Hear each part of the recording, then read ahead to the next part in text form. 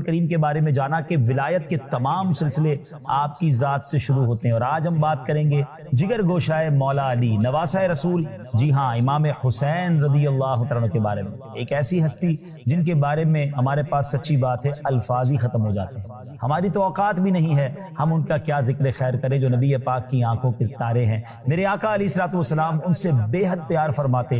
امام حسین کے بارے میں جانیں گے، مگر اس سے پہلے درود پاک کی فضیلت پر مشتمل ایک حدیث پاک سنتے ہیں۔ سرکار مدینہ صلی اللہ علیہ وسلم کا فرمان عالی شان ہے، اول الناس بی یوم القیامت اکثرہم علی الصلاۃ، یعنی قیامت کے دن لوگوں میں سب سے زیادہ میرے قریب وہ شخص ہوگا جو سب سے زیادہ مجھ پر درود شریف پڑھتا ہوگا۔ ناظرین، ہم سب چاہتے ہیں کہ قیامت کا دن جو کہ بڑا مشکل دن ہے، ہم پیارے آقا علیہ الصلوۃ والسلام کے قریب ہو جائیں۔ قربت کا فارمولہ خود نبی پاک علیہ الصلوۃ والسلام نے عطا فرما دیا کہ ان پر کثرت سے درود پاک پڑھے جائیں۔ آئیے دنیا بھر میں جہاں کہیں ہیں مل کر درود پاک پڑھ لیں۔ صلو علی الحبیب صلی اللہ تعالی علی محمد صلی اللہ علیہ وسلم۔ آج بات ہوگی راکب دوش مصطفیٰ، شہزادہ علی المرتضیٰ سیدہ فاطمہ الزہرا کے مہکتے پھول، جنتی نوجوانوں کے سردار، میدان کربلا کے شاہ سوار، سلطان کربلا، امام عالی مقام، امام عرش مقام، امام حسین رضی اللہ عنہ کی آپ وہ پاک ہستی ہیں جنہوں نے میدان کربلا میں دین اسلام کی بقا کے لیے اپنا گھر بار، مال و دولت، اولاد سب قربان کر دیے۔ آپ کی شان کے تو کیا کہنے، جن کی رونے کی آواز دو عالم کے تاجدار صلی اللہ علیہ وسلم کو پریشان کر دے، جن کو ایک بار نہیں کئی بار نبی پاک علیہ الصلوۃ والسلام کی مبارک زبان سے تبرک حاصل ہوا ہو۔ اللہ اکبر، اس ہستی کی آج بات ہونی ہے۔ سبحان اللہ، آج ان کی زندگی کی چند گوشوں پر ہی بات ہو پائے گی، ورنہ آپ تو وہ ہستی ہیں کہ کئی دن تک گفتگو کرتے رہیں۔ امام حسین رضی اللہ تعالیٰ کے فضائل کیسے بیان ہو سکتے ہیں؟ آپ 5 شعبان المعظم 4 سنہ ہجری کو مدینہ منورہ میں پیدا ہوئے، لیکن یاد رہے کہ آپ کی جو مدت حمل ہے وہ 6 ماہ ہے، یعنی آپ اپنی ماں کے پیٹ میں 6 ماہ رہے۔ نارملی 6 ماہ میں جو بچہ پیدا ہوتا ہے وہ دنیا میں رہتا نہیں ہے۔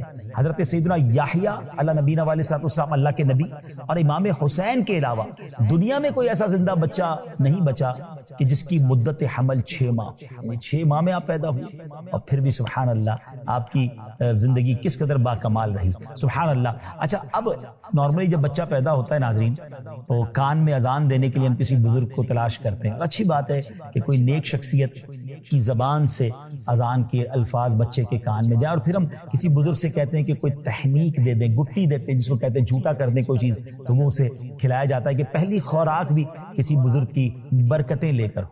مگر امام حسین رضی اللہ تعالیٰ کی قسمت پر ہماری جانیں قربان، آپ جانتے ہیں ان کے کان میں اذان کس نے دی؟ Try to understand the beginning of Imam Hussain. زبان ہے رسول اللہ کی اور پہلا لفظ ہے اللہ اکبر، اللہ اکبر۔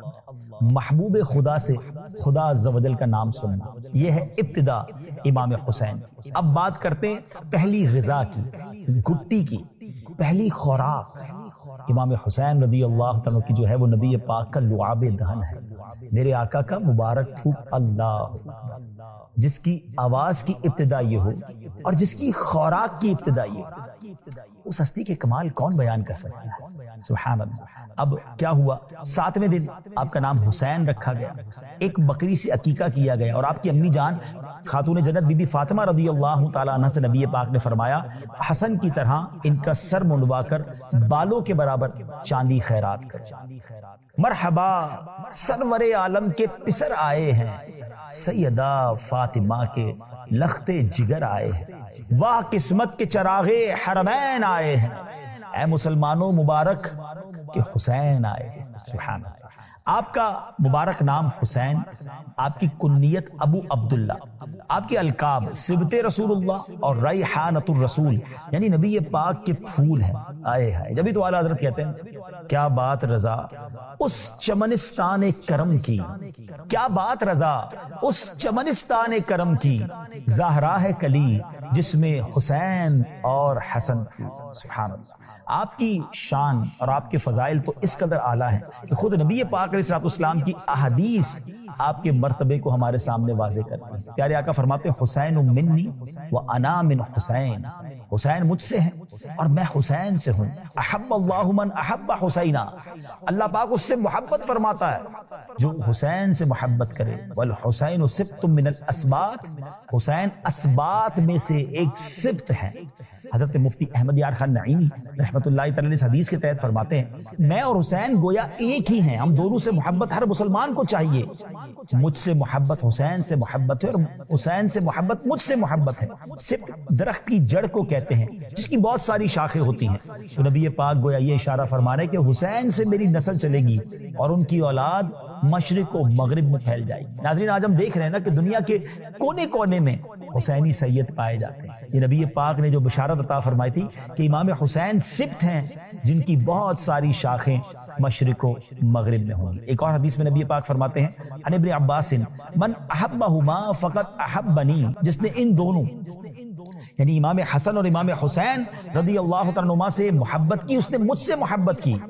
من ابغضہما فقد ابغضنی، اور جس نے ان سے عداوت کی اس نے مجھ سے عداوت کی.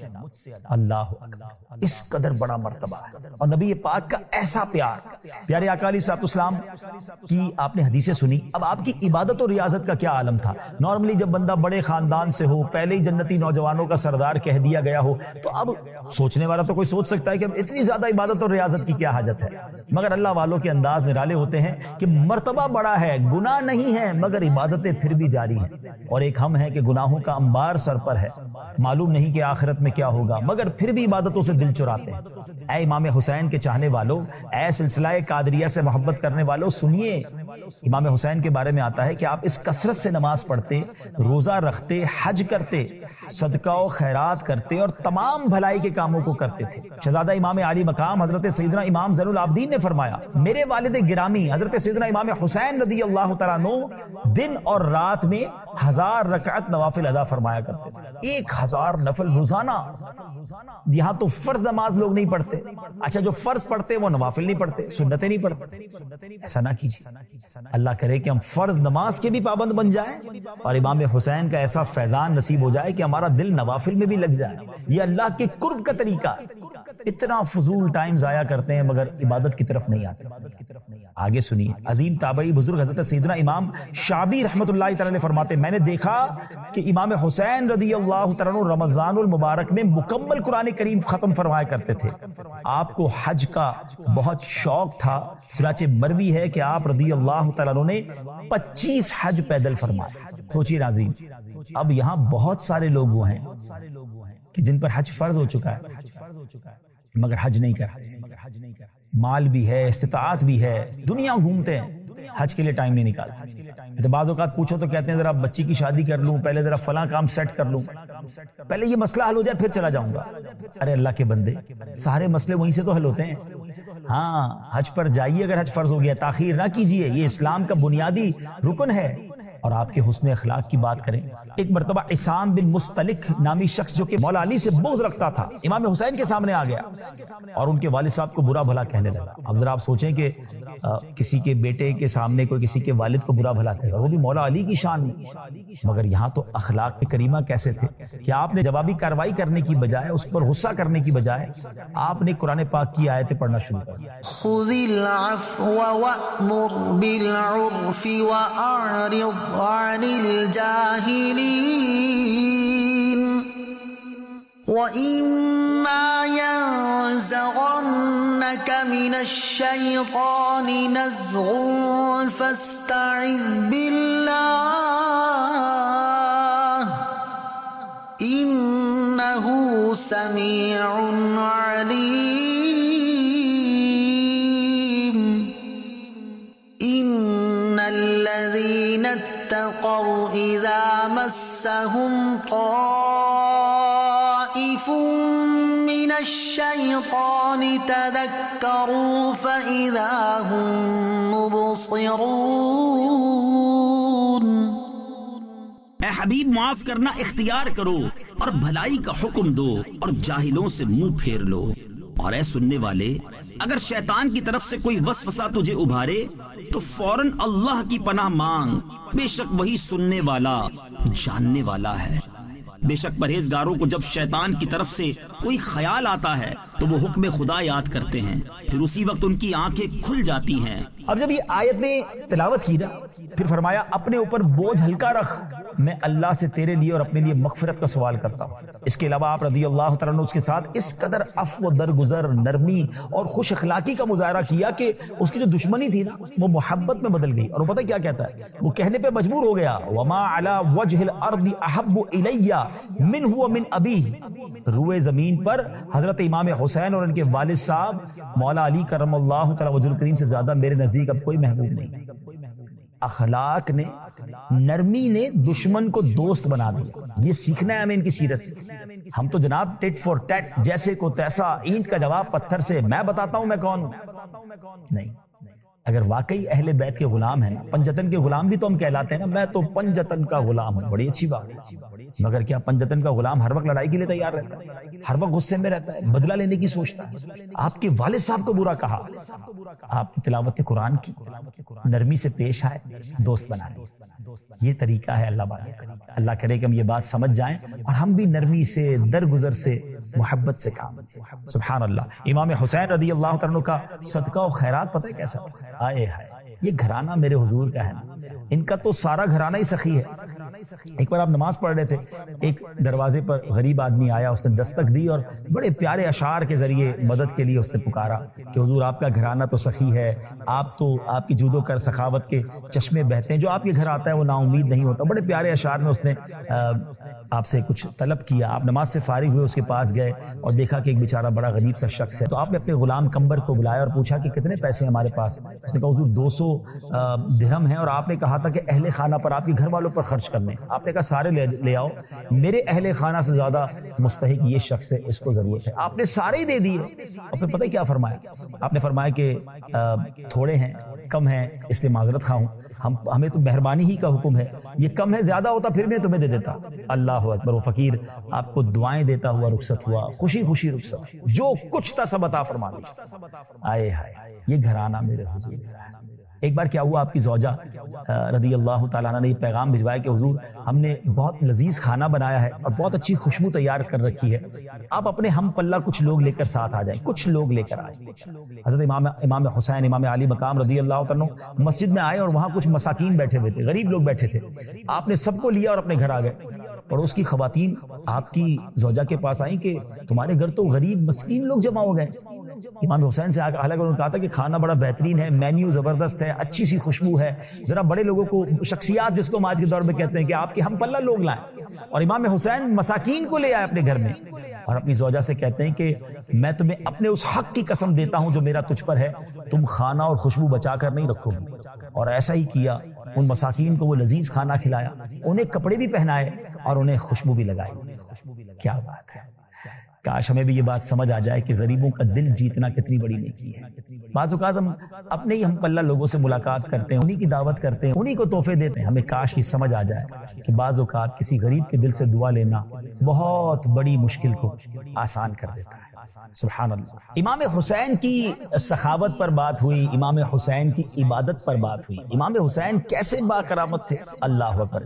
ایک دو کرامتیں آپ کو سناتا ہوں۔ حضرت علامہ جامی قدس سرہ فرماتے ہیں، حضرت امام علی مقام امام حسین رضی اللہ تعالیٰ عنہ کی شان یہ تھی، جب آپ اندھیرے میں تشریف فرما ہوتے تھے تو آپ کی مبارک پیشانی اور دونوں مقدس جو گال تھے، رخسار، ان سے انوار نکلتے اور قرب و جوار ضیاء بار، یعنی اس کے اطراف بھی روشن ہو جاتا۔ اللہ اکبر۔ نور والے آقا کے نواسے ہیں نا، تو ان کے چہرے سے بھی ایسا نور نکلتا تھا۔ امام حسین رضی اللہ تعالیٰ عنہ جب مدینہ منورہ سے مکہ مکرمہ کی طرف روانہ ہوئے تو راستے میں سیدنا ابن مطیع رحمۃ اللہ تعالی سے ملاقات ہوئی۔ انہوں نے عرض کی میرے کنویں کا پانی بہت کم ہے، برائے کرم دعائے برکت سے نواز دیں۔ آپ رضی اللہ تعالیٰ عنہ نے اس کنویں کا پانی طلب فرمایا۔ جب پانی کا ڈول حاضر کیا گیا تو آپ رضی اللہ تعالیٰ عنہ نے منہ لگا کر اس میں سے پانی نوش فرمایا اور کلی کی، اور پھر ڈول کو واپس کنویں میں ڈال دیا تو کنویں کا پانی کافی بڑھ بھی گیا اور پہلے سے زیادہ میٹھا اور لذیذ بھی ہو گیا۔ کیا شان ہے! نبی پاک علیہ الصلوۃ والسلام کا بھی انداز رہا تھا نا کہ مدینے کے لوگ آتے تھے، کہتے حضور ہمارے کنویں کا پانی کھارا ہے، آپ کلی فرماتے تھے اور پانی میٹھا ہو جاتا. تو یہ شان مصطفیٰ بھی ہے اور فیضان مصطفیٰ بھی ہے. سبحان اللہ. امام حسین رضی اللہ تعالیٰ عنہ کی شہادت کب ہوئی؟ یزید پلید کے دور میں یزیدی لشکر نے نواسہ رسول، جگر گوشائے بطول، گلشن رسول کے مہکتے پھول، امام عالی مقام، امام عرش مقام، امام حسین اور آپ کے رفقا کو بڑی ظلم و ستم کے ساتھ نہایت بے دردی سے میدان کربلا میں شہید کر دیا. یہ 10 محرم الحرام کا دن تھا. آپ کی عمر مبارک اس وقت 56 سال 5 ماہ 5 دن تھی اور آپ کا مزار مبارک کربلا معلیٰ میں زیارت گاہ ہے. ناظرین، آج ہم نے امام حسین رضی اللہ تعالیٰ عنہ کے بارے میں کچھ جانا، آپ کی کرامتیں بھی سنی، آپ کی عبادتیں بھی سنی اور آپ کی سخاوت بھی سنی. پیار تو ہم سب کرتے ہیں مگر کاش ان کے نقش قدم پر چلنے والے بن جائیں. آپ جانتے ہیں امام حسین آپ نے کربلا کے میدان میں بھی نماز ادا کی اور جب آپ کے سر انور کو نیزے پر اٹھایا گیا تو اس وقت آپ کے سر انور پر تلاوت جاری تھی. یقیناً آپ کی کرامت ہے مگر یہ پیغام بھی ہے، یہ پیغام بھی ہے، یہ میسج بھی ہے کہ تلاوت ہو تو ایسی ہو، عبادت ہو تو ایسی ہو. سر شبیر تو نیزے پہ بھی قرآن سناتا ہے. اب جو کہے کہ میں پنجتن کا غلام ہوں، میں امام حسین کا چاہنے والا ہوں، اس کو قرآن پڑھنا ہی نہ ہے. امام حسین تو کربلا میں تلواروں کے سائے میں نماز پڑھے اور ہم اپنے گھر میں آرام سے بیٹھے ہوں، نماز قضا ہو جائے. غور کیجئے، یہ سچی غلامی نہیں ہے. آج ان کا ذکر سنا ہے نا، نیت کیجئے، قرآن کی تلاوت کریں گے اور نماز کی پابندی کریں گے. اللہ مجھے بھی اور آپ کو بھی سچا پنجتن پاک کا غلام بنا دے. آمین. صلو علی الحبیب صلی اللہ تعالی علی محمد صلی اللہ علیہ